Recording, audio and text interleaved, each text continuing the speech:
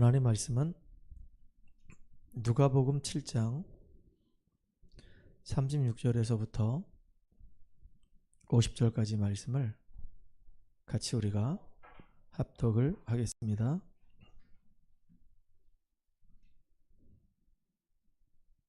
누가복음 7장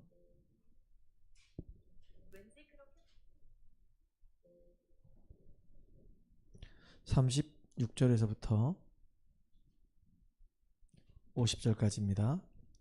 한 바리새인이 예수께 자기와 함께 잡수시기를 청하니 이에 바리새인의 집에 들어가 앉으셨을 때 그 동네에 죄를 지은 한 여자가 있어 예수께서 바리새인의 집에 앉아 계심을 알고 향유 담은 옥합을 가지고 와서 예수의 뒤로 그 발 곁에 서서 울며 눈물로 그 발을 적시고 자기 머리털로 닦고 그 발에 입 맞추고 향유를 부으니 예수를 청한 바리새인이 그것을 보고 마음에 이르되 이 사람이 만일 선지자라면 자기를 만지는 이 여자가 누구이며 어떠한 자 곧 죄인인 줄을 알았으리라 하거늘 예수께서 대답하여 이르되 시몬아 내가 내게 이를 말이 있다 하시니 그가 이르되 선생님 말씀하소서. 이르시되 빚 주는 사람에게 빚진 자가 둘이 있어 하나는 500데나리온을 졌고 하나는 50데나리온을 졌는데 갚을 것이 없으므로 둘 다 탕감하여 주었으니 둘 중에 누가 그를 더 사랑하겠느냐.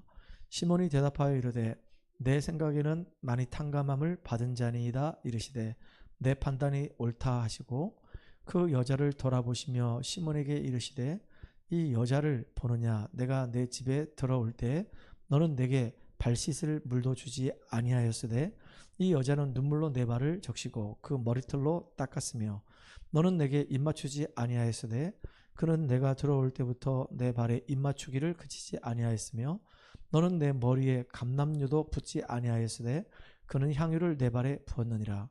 이러므로 내가 내게 말하노니 그의 많은 죄가 사하여졌도다. 이는 그의 사랑함이 많음이라. 사함을 받은 일이 적은 자는 적게 사랑하느니라. 이에 여자에게 이르시되 내 죄사함을 받았느니라 하시니 함께 앉아있는 자들이 속으로 말하되 이가 누구에게 죄도 사하는가 하더라. 예수께서 여자에게 이르시되 내 믿음이 너를 구원하였으니 평안히 가라 하시니라. 아멘. 오늘 우리 오후 예배 시간에는요 향유를 부은 여인이라고 하는 제목으로 같이 말씀을 나누도록 하겠습니다. 신앙생활하면서 가장 중요한 게 바로 뭐냐면 복음을 통해서 나 자신의 영적 상태를 발견하는 게 굉장히 중요합니다. 발견하고 깨달은 정도가 아니라 이제는 내 영적 문제를 치유하기 위해서 그 어떤 방법으로도 안 되기 때문에 그리스도의 이름과 그 능력으로 하나님 주시는 그 힘과 그 은혜 속에서 우리가 치유되어져 가지고 그래서 하나님께 영광 돌릴 수밖에 없는 온전한 사람으로 저와 여러분이 세워지길 원합니다. 그래서 우리가 날마다 이 구원의 길을 하는데요. 이 구원의 길은 그래서 굉장히 중요한 겁니다. 완전히 여러분 것 되기를 주의 이름으로 축복합니다. 창세기 1장 1절을 보게 되면 하나님은 눈에 보이지 않지만 이 눈에 보이지 않는 이 하나님께서 창조주 하나님께서 말씀 가지고 세상을 다 창조하십니다. 그래서 말씀의 능력은 대단한 겁니다. 우리가 그래서 예배 때 하나님 말씀 들을 때 모든 것이 다 회복된단 말이에요. 왜냐 하나님 말씀은 살아있고 활력이 있어서 우리의 영과 혼과 관절, 골수를 찔러 쪼개같이 한다 그랬어요. 그러니까 말씀을 잘 들으면 우리 영혼이 살아납니다. 하나님이 말씀 가지고 세상을 만드신 다음에 우리 인간만 하나님의 형상을 가진 영적인 존재로 창조하셨습니다. 그래서 우리 인간만 예배를 드릴 수 있어요. 기도할 수 있어요. 찬양할 수 있어요. 하나님과 교제할 수 있습니다. 그런 인간에게 하나님이 만드신 이 모든 이 세상을 다스리고 정복할 수 있는 어마어마한 복을 주신 겁니다. 우리를 하나님의 대리자로 삼으신 거예요. 하나님의 귀한 일들을 감당할 수 있는 사람으로 우리에게 하나님이 이 모든 우주 만물을 위임하신 것입니다. 그래서 우리가 하나님의 놀라운 일들을 감당하기 위해서는요 늘 예배의 축복 속에 있어야 되는 거예요. 하나님이 처음부터 주신 제도가 두 가지 제도를 주셨어요. 하나는 아담이 혼자 있는 것이 보기 안 좋아서 아담을 깊이 잠들게 만들고 그 갈빗대를 취해서 하와를 만들어 가지고 가정 제도를 주신 거예요. 그리고 하나님은 이 아담과 하와가 에덴에서 이렇게 마음껏 뛰놀도록 하면서 하나님과 언약을 체결했단 말이에요. 그래서 하나님이 아담에게 말씀을 주셨어요. 선악을 알게 한 나무 먹지 말아라. 그걸 먹는 날에는 정녕 죽으리라 그랬단 말이에요. 먹으면 죽어요. 하나님 말씀에 순종하면서 하는 것이고 하나님 말씀에 불순종하면 죽는 거예요. 이건 하나님의 법이에요. 처음부터 하나님이 아담에게 말씀을 주셨단 말이에요. 그때 당시에는 지금처럼 사람이 이렇게 많지가 않았었어요. 하나님, 그 다음에 아담과 하와 이렇게 했었단 말이에요. 그러니까 그들이 모여서 예배 드린 겁니다. 하나님이 그들에게 말씀을 주신 거예요. 직접. 주의 종이 없었으니까. 그런데 그런 인간에게 심각한 문제가 왔습니다. 눈에 보이지 않는 이 사단에게 속아서 하나님 말씀에 불순종하는 죄를 짓게 된 겁니다.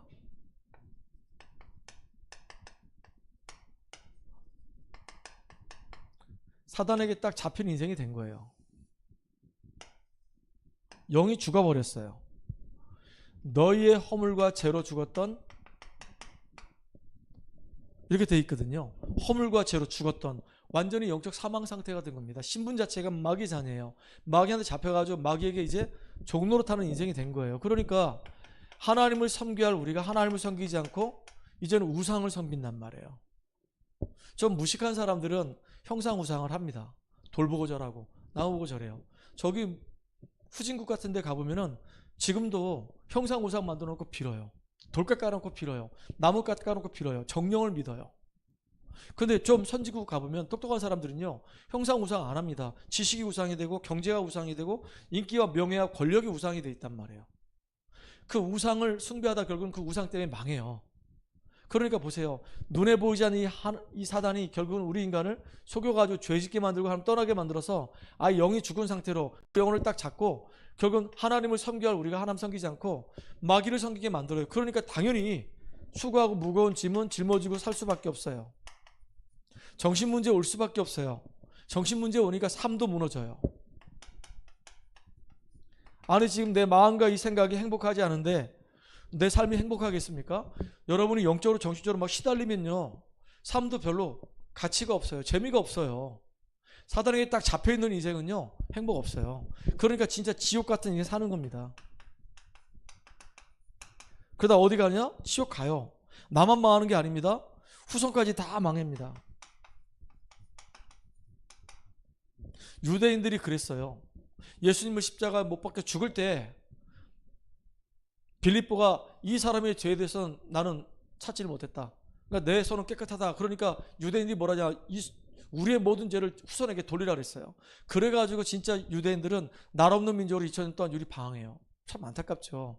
지금도 예수 믿고 구원받았음에도 불구하고 우리의 영적 상태가 사단에게 속는 상태예요. 하나님보다 자꾸 다른 데 더 관심이 있어요.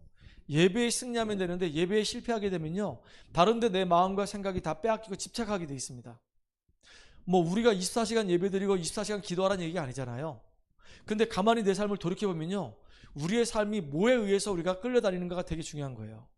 근데 가만히 보면 내 삶이 벌써 세상 것에 내가 노예가 돼가지고 끌려다니고 있습니다. 지금 계속 그런 삶을 살고 있단 말이에요.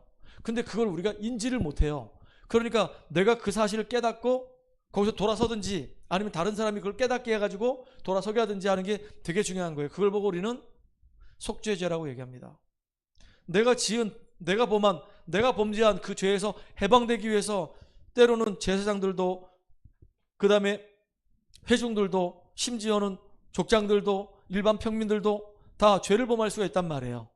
그럴 때마다 이제는 순양을, 암양을, 염소를, 양들을 잡아가지고 그 머리에 안수하고 모든 죄를 이 양머리에 돌립니다. 그러고 양을 잡아서 죽여가지고 우리의 죄를 사함받는 거란 말이에요. 이게 참 중요하잖아요. 근데 이게 우리가 착하게 산다 그래가지고요, 우리에게는 이 죄가 해결되는 게 아닙니다. 우리가 나름대로 뭐 형식적이든 뭐 종교적이든 종교생활 열심히 한다 그래가지고 이 문제 해결되는 게 아니에요. 종교생활은 사실은 엄밀히 얘기하면요, 마귀를 기쁘게 하는 거예요. 마귀를 섬기는 거예요. 그리고 내가 아무리 뭐 세상적인 지식을 많이 안다 하더라도 이것 가지고 우리가 하나님 만날 수가 없어요. 얼마나 사람들이 공부를 열심히 하는지 모릅니다. 왜? 성공하려고, 좋은 직장 들어가려고, 좋은 대학 들어가려고. 근데 나중에는요, 복음 알지 못하고 성공했으면 좋은 것처럼 보이지만 나중에 영적 문제 이길 수가 없어요. 그래서 반쪽 성공이라고 얘기하는 겁니다. 여러분들 성공해야 돼요. 성공해야 되는데 왜 성공해야 되냐 이거예요. 하나님의 영광을 위해서, 복음과 전도 때문에 내가 성공해야 되는 거예요. 그 현장에 아무도 안 들어가서 복음 전하지 않기 때문에 내가 성공해서 그 자리에 들어가서 복음 전해야 되는 거예요. 요셉이 애굽의 총리가 돼서 복음 전했던 것처럼, 왜 총리가 안 되면 애굽을 복음할 수가 없어요. 영향력을 줄 수가 없단 말이에요. 총리가 목적이 아니고 총리 이후에 총리가 돼서 세계 선교하는 그 일에 이 요셉은 쓰임 받았단 말이에요. 자, 그래서 우리가 이렇게 죄인 되었을 때 우리를 사랑하시니 하나님께서 우리와 의논도 안 하시고 일방적으로 이 땅에 구원자를 보내주셨어요. 그분이 바로 예수님입니다. 이 예수님은 성경대로 십자가에서 죽으시고 성경대로 3일 만에 부활하심으로 우리가 해결하지 못한 인생 모든 문제를 해결하시고 그리스도가 되신 것입니다. 예수님만이 정말로 우리 인생 문제 해결하신 유일한 그리스도예요. 십자가에서 죽으시고 그분은 3일 만에 부활하셔서 우리의 주가 되셨단 말이에요. 그래서 사단의 머리를 완전히 박살내신 만왕의 왕이 되셨고 우리의 모든 죄를 대속하신 제사장이 되셨고 하나님 떠나서 방황하는 우리에게 하나님 만나는 유일한 길이 되신 것입니다. 그 예수를 그리스도로 믿고 영접하게 되면 그때 하나님이 자녀가 되는 거예요. 이게 놀라운 일이 벌어지는 겁니다. 그래서 하나님은 우리에게 많은 걸 요구하지 않았어요. 마음으로 믿어 의에 이르고 입으로 시인해서 우리가 구원에 이른다 그랬거든요. 이 사실을 믿으라 그 얘기입니다. 하나님의 일은 바로 하나님께서 보내신 그 예수를 믿는 것이 바로 하나님의 일이에요. 하나님의 뜻은 뭐냐? 예수를 믿고 우리가 영원한 생명 얻는 것이 그게 하나님의 뜻이에요. 근데 많은 사람들은 하나님의 일을 해라 그랬더니 막 충성, 봉사, 헌신 엄청나게 열심히 하는데 딱 하나 그리스도만 몰라. 그건 하나님의 일을 하는 게 아니에요. 진짜 하나님의 일인 그리스도를 제대로 알고 우리가 제대로 누리고 제대로 믿을 때 우리가 하는 헌신도 의미가 있는 거란 말이에요. 계시록 3장 20절에 보니까 볼지어다 내가 문 밖에서 두드리노니 내 음성을 듣고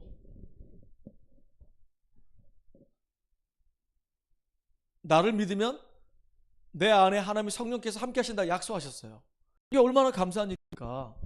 내가 그로 더불어 먹고 그는 나로 더불어 먹고 주님이 내 안에 내가 주님 안에 이렇게 거하는 인생이 되는 겁니다. 그러니까 잠언서 27장 1절에 보니까 언제 우리가 이 축복 누려야 되냐? 지금이에요. 이 예배 시간에 회복해야 되는 거예요. 여러분 예배 드릴 때마다 기대감을 가지고 또 다른 말로 얘기하면 설렘을 가지고 우리가 예배를 드려야 되는 거예요. 하나님 정말로 내가 오늘 이 시간에 내가 하나님의 은혜를 받고 하나님이 성취될 말씀을 내게 주실 줄 믿습니다 라고 분명한 언약 붙잡고 기도해요. 하나님 나는 이렇게 연약한 부분이 많습니다.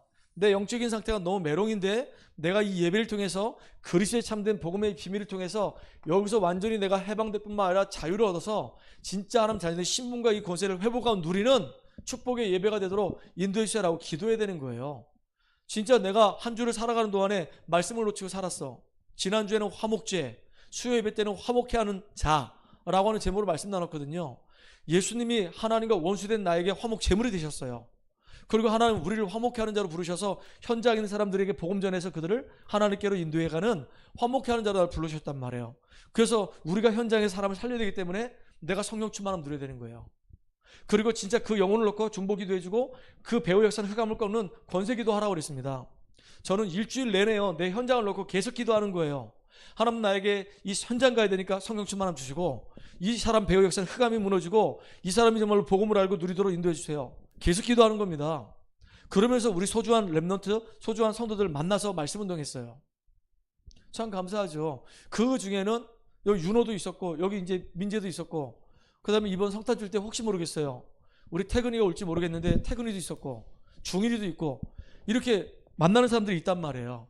또 목요일 날은 또 동해 가서 우리 전은희 집사하고 우리 조옥순 우리 성도님 만난단 말이죠.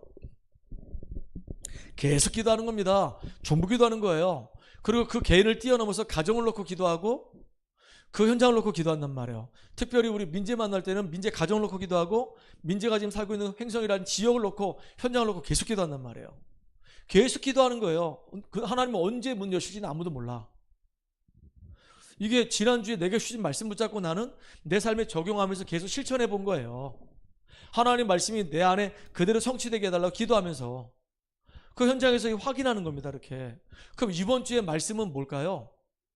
속죄제 아닙니까? 예배하는 삶. 나는 정말로 하나님 앞에 온전하게 예배드리면서 내 영적인 상태 발견하면서 내가 하나님께 지은 잘못된 이 습관들, 죄들을 치유받고 그걸 운명에서 빠져나와서 발판 삼을 수 있는 사람으로 서기를 원하는 겁니다. 그래서 우리가 받은 축복은 말로 표현할 수가 없잖아요. 하나님의 영 성령께서 우리 안에 오셔서 우리와 함께 하신단 말이에요. 이미 우리 성전 삼으셨어요. 그런데다가 저와 여러분을 두고 아주 세밀하게 인도에 가시는 겁니다. 이스라엘 백성들을 애굽 땅에서 출애굽해가지고 그들을 광야길에서 인도에 가셨던 것처럼 우리를 인도에 가시는 거예요. 문제 만날 수도 있어요. 어려움이 올 수도 있어요. 외로움이 올 수도 있어요. 근데 알고 봤더니 그게 다 하나님 바라보라는 사인이었고 하나님의 은혜 받으니까 전부 다 발판돼 버리는 거예요. 모세가 미디안 광야에서 40년 동안 있었어요. 그게 중요한 발판이 되는 겁니다. 요셉이 애굽에서 노예 생활을 오랫동안 했어요. 감옥 생활했어요. 그게 중요한 발판이 되는 거예요. 얼마나 외로웠겠어요. 얼마나 힘들었겠어요. 근데 그게 진짜 중요한 시간이 되는 겁니다. 하나님의 인도를 받는 시간이 되는 거예요. 그리고 하나님의 능력을 체험할 수 있는 시간이 되는 거예요. 이게 우리가 받은 신분이에요. 어마어마하죠. 더군다나 우리가 가는 곳마다 눈에는 보이지 않지만 하늘 군대가 동원돼서 지금도 막힌 전도의 문을 열어주시고 이 흑암의 세력이 예수 이름 앞에 다 무너지게 돼 있단 말이에요. 왜냐? 우리의 배경은 천국이에요. 그래서 우리가 할 일은 뭐냐? 마태복음 28장 16절 20절에 너희는 가서 모든 족속으로 제자 삼아 아버지와 아들과 성령의 이름을 세를 주고 내가 너에게 분부한 모든 것을 지키게 하라. 그래서 우리 주일날마다 매번 우리 묵도할 때마다 제가 이 말씀을 읽는단 말이에요. 아예 여러분들 아마 이거 외웠을지도 몰라요. 예수께서 이르시되 너희는 가서 모든 족속으로 제자를 삼아 아버지와 아들과 성령의 이름을 세를 주고 내가 너에게 분부한 모든 것을 가르쳐 지키게 하라. 볼지어다 세상 끝날까지 내가 너희와 항상 함께 있으리라. 항상 함께 하신대요. 이게 우리가 감당해야 될 사명이에요. 왜냐? 우리가 하나님과 원수되어 있을 때 하나님이 중보자인 예수님을 보내주셔가지고 십자가에서 모든 걸 끝내고 이렇게 구원받을 수 있는 길을 열어주셨던 것처럼 지금 우리가 이제 왕같은 제사장으로서 빛을 선전하는 선지자로서 이제는요 현장의 인생의 문제 속에 답을 찾지 못하는 사람에게 그리스도로 답을 주고 그들을 위해서 건져내는 귀중한 사명을 우리에게 주신 겁니다. 이걸 회복하고 누리는 저와 여러분들이 바랍니다. 알겠습니까? 오늘 특별히 향유를 부은 예수를 했어요. 오늘 여기에 나오는 장면에 여러 사람이 있습니다. 처음에는 바리새인이에요.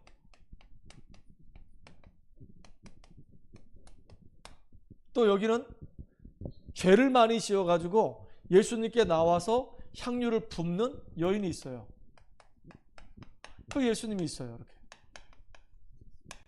근데 요 바리새인의 이름이 뭐냐면 시몬이래요. 시몬 베드로 아닙니다. 당시에 이 시몬이라고 하는 이름이 되게 많아요. 예를 든다면 은정이라고 하는 이름이 되게 많아요. 김은정, 이은정, 곽은정, 박은정, 전은정, 뭐 나은정, 할 것 없이 은정 이름 많아요. 은이라는 이름도 많아요. 김은희, 전은희, 박은희, 하여튼 엄청나게 은이라는 이름도 많아요. 그렇듯이 시몬이라는 이름이 그 당시에 되게 흔했던 이름이에요. 근데 시몬이라는 이름을 갖고 있는 이 바리새인이에요. 근데 이 시몬의 뜻은 뭐냐면 듣는다라는 뜻이에요. 근데 이 시몬이 예수님을 자기 집에 초청을 했어요. 왜냐? 식사를 같이 하자고. 그래서 예수님이 이제 식사에 초청을 받아가지고 시몬의 집에 간 겁니다. 가니까 이제 상다리가 씌워지도록 이렇게 상을 차려놨단 말이에요. 근데 여러분들 이때 당시에 로마 시대 아닙니까? 이 당시에 유대 사회에서의 식사는 어떻게 하냐면요. 지금 우리처럼 이렇게 아까 우리 점심 먹을 때 저렇게 테이블 앉혀놓고 쭉 둘러앉아서 이렇게 입석으로 해서 이게 앉아가지고 먹는 게 아니라 이 사람들이 이렇게 왼쪽 팔을 이렇게 딱 약간 기대고 발을 쭉 펴고 이 약간 들어 누워서 이렇게 식사했었어요. 왜냐면 위가 이렇게 내려가다 쭉 아래로 내려가잖아요. 그러니까 이렇게 식사해 다 약간 비스듬히 누워서. 그게 그 사람 그 나라의 전통이야. 누워서 식사를 해. 있는 집안 사람들 누워서 식사해. 여러분 그 예전에 그 로마와 관련된 뭐 로마의 슐이라든가 배너라든가 이런 영화를 보게 되면요, 사람들이 다 누워가지고 밥을 먹어. 이렇게 누워가지고 이제 포도도 따서 먹고, 누워가지고 이제 빵도 먹고, 누워가지고 포도주 마시고, 누워서 이렇게 한단 말이에요.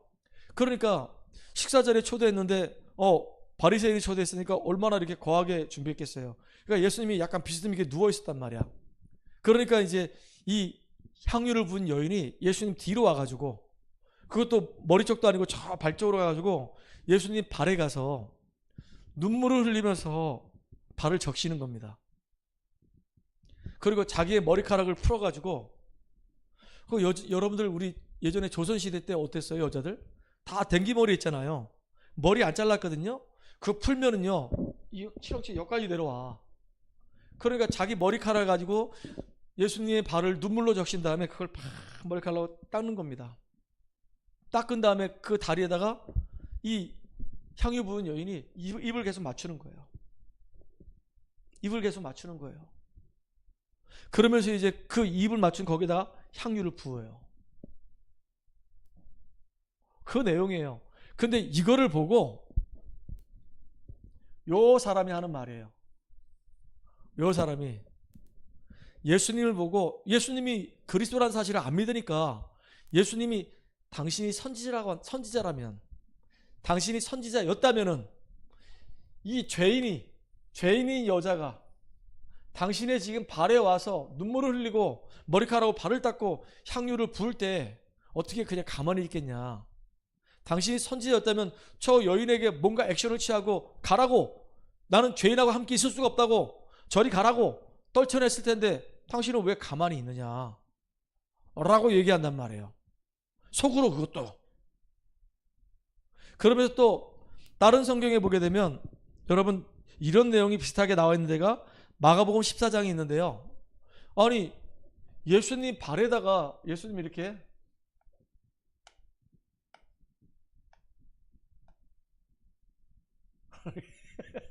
비스듬히 누워 있는데 이 발에다가 눈물을 흘려서 적시고 머리카락을 향유를 막 부었단 말이에요. 향유가 되게 비싸요. 그 옥합이 되게 비싼 겁니다. 몇 억 하는 거예요. 몇 억. 몇 천만 원씩 하는 거예요. 근데 그걸 깨트려 가지고 예수님 발에다 부으니까 예수님의 제자들이 뭐라고 얘기하냐, 그 비싼 거를 가지고 뭐 하려고 그걸 깨가지고, 그것도 예수님 발에다가 부어가지고 그렇게 쓸모없이 가치없이 그렇게 그 향유를 낭비하냐 이거죠. 그걸 팔았으면은 얼마나 많은 사람을 구제할 수 있는데, 그렇게 좋은 향유를 가지고 그렇게 쓸데없는 데 썼냐고 막 난리치는 겁니다. 그때 예수님이 하신 얘기예요. 예수님이 이 바리새인 생각을 알고요, 이 여인이 지금 예수님 앞에 이렇게 할 때 뭐라 얘기하냐, 비유를 들어서 얘기하는 거예요. 어떤 돈 많은 사람이 두 명한테 돈을 빌려줬다. 한 사람한테는 500데나리온을 빌려주고 한 사람한테는 50데나리온을 빌려줬다. 근데 이 사람 둘이 아무리 그 빌린 돈을 갚으려고 해도 갚을 수도 없고 갚을 능력도 안 된다. 그래서 이 돈을 빌려준 사람이 이 500데나리온 빌린 사람하고 이 50데나리온 빌린 사람한테 탕감해줬다. 그냥 빚을 이렇게 갚아줬다. 더 이상 갚지 않아도 된다라고 얘기했다. 그러면 누가 더 감사함이 넘치겠냐? 500데나리온 빚진 사람하고 여기 50데나리온 빚진 사람하고 빚을 탕감받았는데 누가 더 그 탕감받은 것에 대해서 감동이 있겠냐? 그랬더니 이 사람이 하는 말이에요. 그거야 당연히 500데나리온 빚진 자가 더 감사하겠죠. 그러니까 쉬운 말로 얘기하면 우리 민재가 나한테 50억 빚졌어. 그 용덕이가 나한테 5억을 빚졌어.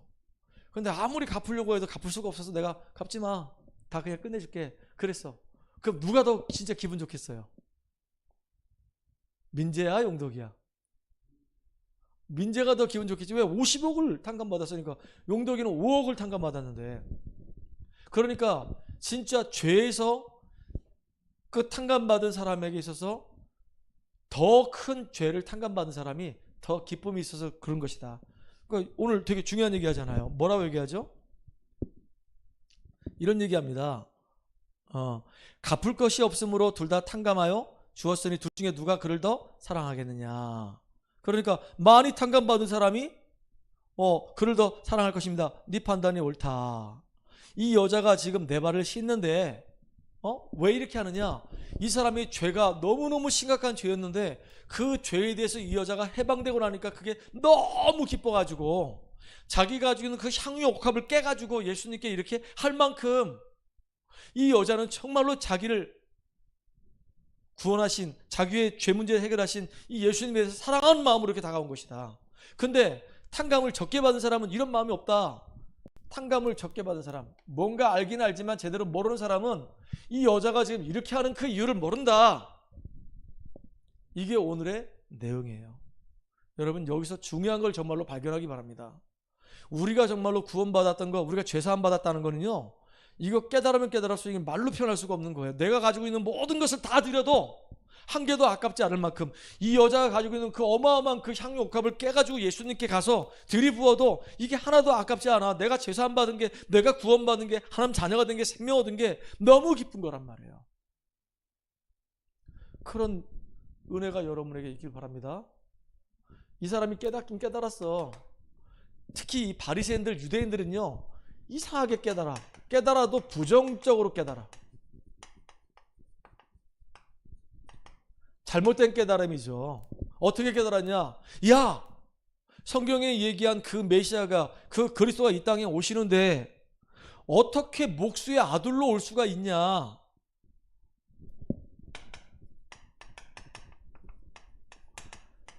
더군다나 하나님이신데 하나님의 아들이 어떻게 말구에서 태어날 수가 있냐? 이게 진짜 말이 되냐? 아니, 정말로 하나님이시면 왕권을 가지고 오시기 때문에 이분은 진짜 왕궁에서 오셔야 되지 않냐? 더군다나 우리의 모든 죄를 대속하신다면서. 그러니까 만약에 오신다고 한다면 정말로 대제사장의 이 반열대로 오실 거 아니겠냐? 그런데 아니, 이 왕의 혈통으로도 오는 것도 아니고 어떻게 이 목수의 아들로, 그것도 말구에서 태어날 수가 있냐? 이렇게, 그러니까 믿을 수가 없는 거다. 깨달아도 희한하게 깨닫는 거 있죠. 성경에는요, 예수님이 바로 왕의 혈통으로 오셨다라고 기록되는 게 바로 뭐냐면 마태복음이에요. 아브라함과 다윗의 자손 예수 그리스도의 세계라. 다윗이 이스라엘의 최고의 왕 아닙니까? 그 다윗의 혈통을 따라서 예수님이 오셨어. 그러니까 예수님은 왕족이야. 그리고 예수님은요, 우리의 죄를 대속하기 위해서 이 땅에 오셨어. 근데 이렇게 부정적으로 깨달아요. 더군다나 또 뭐라고 얘기하죠? 아니, 네가 메시아로 왔고 그리스도가 맞다고 한다면 네가 거룩한 삶을 살아야지. 어떻게 맨날 만난다고 하는 사람들이 가만히 보니까 맨날 거지 만나고, 과부 만나고, 문둥이촌에 가고, 더군다나 이스라엘 백성들이 제일 싫어하는 세리 만나고, 항상 죄인들하고 가깝게 지낼 수가 있냐? 진짜 그런 네가 메시아가 맞냐? 아니, 메시아라면 진짜 메시아로서의 그 권위와 그 위치가 있지. 어떻게 이런 사람들하고 늘 같이 다닐 수 있냐? 그러니까 이 말이 안 된다. 뭐라고 얘기하는 거예요? 여러분은 어떻게 생각하십니까? 그러면서요, 안 믿어진다고 예수님을 핍박하는 겁니다. 예수님은 그리스도가 아니라고 부인하는 거예요. 철저히 부인합니다. 그 정도가 아니죠. 나중에는 예수님을 죽이기까지 하려는 거예요. 이게 잘못 깨달아서 그렇게 된 겁니다. 그리고 오늘 이 바리새인들 보세요. 이 사람은 종교적으로 깨달았어요. 분명히 알고 있거든요. 많은 바리새인들과 대제사장들과 서기관들이 예수님에 대해서 이거는 지금 자기들이 판단입니다. 정상이 아니고 이단의 괴수다. 그런데 이 바리새인이 자기 집에 초청을 한 겁니다. 왜 그랬을까요? 자기 집에 초청해서 예수님에게 뭔가 이야기를 듣고 싶은 거예요. 이 종교성이 있어서 그런 겁니다. 이게.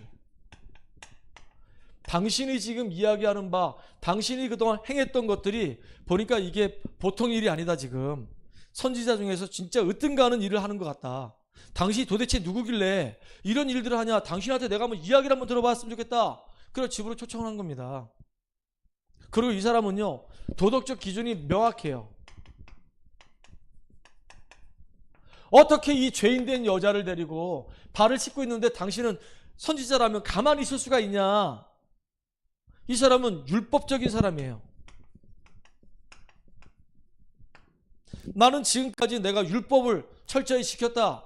바리새인이니까 자기 의를 굉장히 주장하는 겁니다. 그래가지고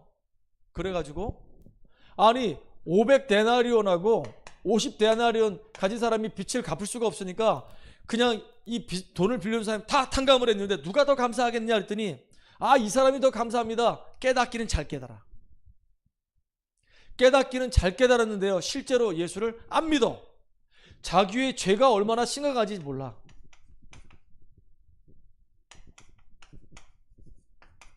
자기의 죄가 얼마나 심각한지 자기는 지금 뭔가 의롭다 함 여기에 빠져 있단 말이에요. 이게 종교적인 깨달음이에요. 나는 아무런 잘못 없고 나는 지금까지 신앙생활 잘했고 나는 의로운 사람이고 내가 얼마나 정말로 무식하고 형편없는 사람인지를 모른단 말이에요. 그러니까 이 사람의 인생에 변화가 없어요. 오전에도 말씀드렸죠. 우리가 깨달을 수는 있어요. 내가 지금 뭔가 지금 잘못된 길을 가고 있구나. 깨달았다고 한다면 빨리 거기서 빠져나와야 될 거 아닙니까? 깨닫기만 하고 가만히 있어. 그러면요, 운명에 딱 묶여가지고 끌려다니는 겁니다. 빠져나오려고 하니까 어떻게 빠져나와요? 내 힘으로 안 되니까 그리스도의 피 언약소로 들어가야 돼요. 계속 그 이름 부르고 그 은혜와 그 힘과 그 능력으로 우리가 거기서 빠져나와야 돼요. 어떻게 기도하냐? 하나님, 나는 무기력합니다. 나는 무감각합니다. 나는 무능합니다. 주여, 내게 은혜 주시고 내게 힘을 주셔서 이 잘못된 이 길에서 날 벗어날 수 있는 내게 은혜와 힘을 주세요. 계속 기도하면요, 하나님이 내게 힘을 주신단 말이에요. 이 지금 바리새인은 자기 의에 딱 갇혀가지고 자기 죄가 지금 얼마나 심각한지도 몰라. 그러니까 모르니까 탕감받은 건 잘 아는데 자기한테 절대 적용을 안 해. 말씀을 절대 적용 안 해. 그냥 지식적으로 이론적으로만 알아. 그러니까 전혀 변화가 없어. 그걸 보고 종교적 깨달음이라고. 다른 말로 얘기하면 말만 잘해. 말만 막 잘해. 삶은 변화가 하나도 안 일어나는데 그럼 돼요, 안 돼요? 돼요, 안 돼요, 미지야? 안 되지요. 그래요. 그래서 이 여인은 보세요. 여인은 복음적인 깨달음이에요.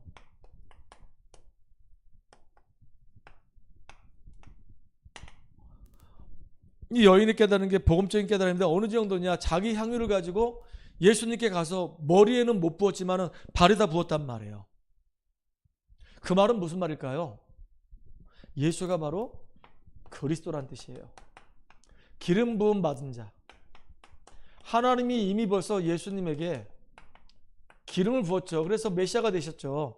그런데 예수님에게 기름 부음을 행한 사람은 이 여인이 처음이에요. 여인이 바로 예수님은 바로 우리 인생의 모든 문제 해결하신 그리스도 메시아이십니다 라고 선언하는 시간이란 말이에요. 그리고 뭘 얘기하는 거냐? 예수님이 앞으로 십자가에서 우리를 위해서 죽으실 것을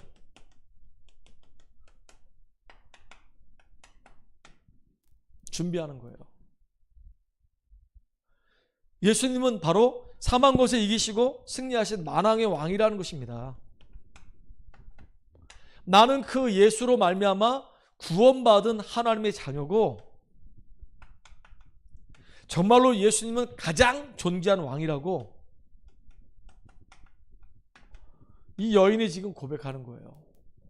여러분, 정말로 여인과 같이 정말로 제대로 깨닫고 누리길 바랍니다.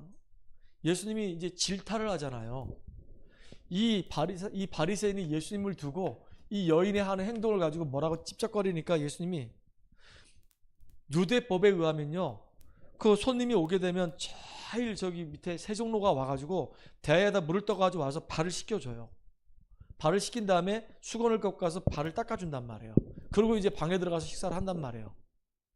그런데 내가 너네 집에 왔는데 너는 내 발을 씻지도 않고 수건으로 내 발을 닦아주지 않았지만은 이 여인은 눈물로 내 발을 적시고 이 여인의 머리카락으로 내 발을 닦아줬다. 그 얘기하시는 겁니다 지금. 그리고 또 뭘 얘기하셨죠? 너는 내가 너네 집에 왔을 때 내게 입을 맞추지 아니했지만은 이 여인은 내가 이 집에 올 때부터 내 발에 계속 입을 맞추었다.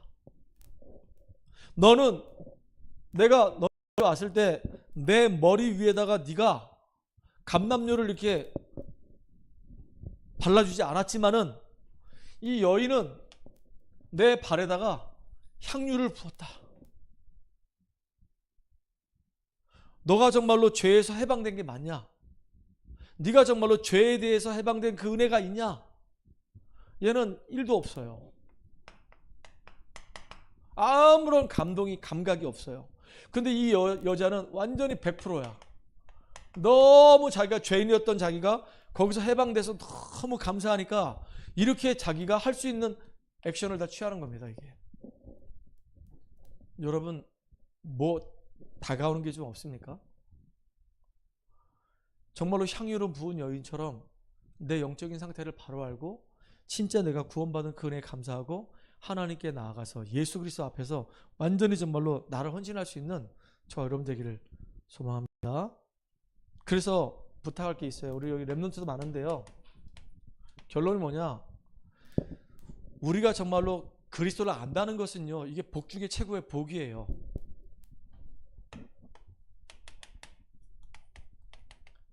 이 여인은 정말로 제대로 복음을 알게 됐어요. 그리스도를 알게 됐어요. 근데 이 바리새인은 제대로 몰라요.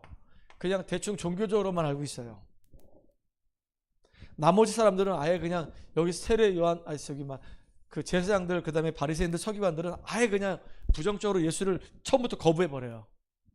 여러분을 진짜 우리가 그리스도를 언제 알아야 됩니까? 어떤 사람은 나이 들어가지고 막 허리 꼬부라졌을 때 그때 이제 그리스도 이렇게 깨닫는 사람이 있어. 어떤 사람은 어릴 때부터 정말로 예수는 진짜 그리스도구나 라고 깨닫는 사람이 있어요. 아브라함 같은 경우는 나이 70이 돼 75세가 돼가지고 그때서야 비로소 그리스도 희미하게 복음 깨닫고 엄청나게 고생당하다가 나중에 단을 쌓으면서 이제 믿음의 조상이 됐죠. 근데 이삭은요 어릴 때부터 그리스도 깨닫게 된 거예요. 하나님이 모리아산에서 이삭 대신에 수양을 준비하는 걸 깨달았단 말이에요. 여러분들 나이 들어서 죽도록 개고생하다가 그렇게 그리스도 깨달을래요? 아니면 지금 젊을 때 그리스도 깨달을래요? 젊을 때. 또 어떻게 깨닫냐도 중요해. 어떤 사람은 계속 고생해. 문제와 사건 속에 계속 시달려. 그리고 있는 재산 다 탕진하고 몸도 다 망가지고 그래서 두 손 두 발 다 들고 그때서야 비로소 주님 나를 구원해 주세요 라고 하는 사람이 있어. 어떤 사람은 처음부터 말씀의 은혜 속에서 깨닫는 사람이 있어. 병들고 시달리면서 깨달을래요? 아니면 정말로 말씀의 은혜 속에서 깨달을래요? 진짜 말씀의 은혜 속에서 깨닫는 저 여러분들이 바랍니다. 알겠지요? 진짜 문제 만나서 그 문제 때문에 고통당하다 깨닫지 말고 말씀의 은혜 속에서 깨닫기 바랍니다. 그리고 어느 정도로 여러분 깨달아야 될까? 수준이 있을 거 아닙니까? 깊이가 있을 거 아니겠어요?